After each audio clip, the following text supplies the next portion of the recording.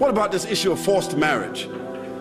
Forced marriage, where Muslim men are forcing their daughters to get married to who they want them to get married to. This is un-Islamic. This is cultural.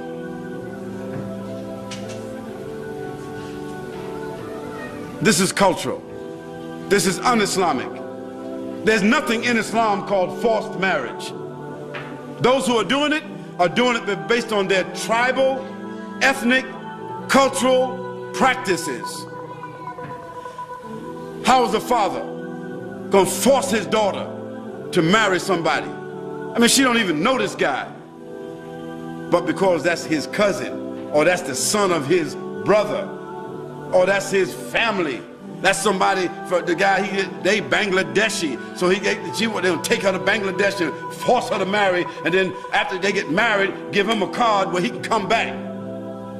No, no, no. This is oppressive. This is repressive. This is un-Islamic. Also, it's unconstitutional. As a matter of fact, I think that in New Zealand, it is also against the law. I think that in the UK, it's against the law. In America, it's against the law. And it should be against the law, because nobody has the right to do that. However, if a father has a daughter that is 16 and he thinks that she's a little bit active, and you know, she's already kind of like looking at boys and boys looking at her, and they interact in SMS messages and blah blah, all that kind of stuff going on, he said, hold it, wait a minute now, I can't, she ain't gonna last in no uni. You know, before she finished the uni, there might be something else going on.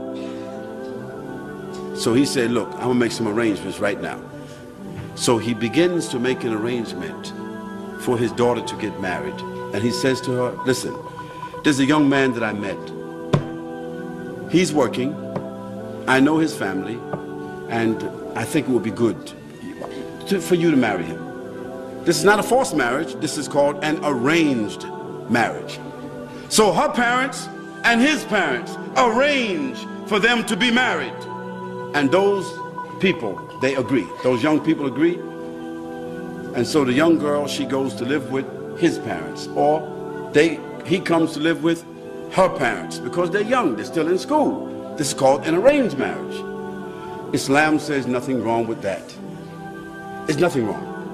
Why? Because the arrangement was done out of the protection of the children and out of the well-being and by the consent and everything of the parents. But Islam says when that girl becomes herself an adult and she don't like that marriage because she couldn't make all the choices, she couldn't look into the whole background, she don't like it.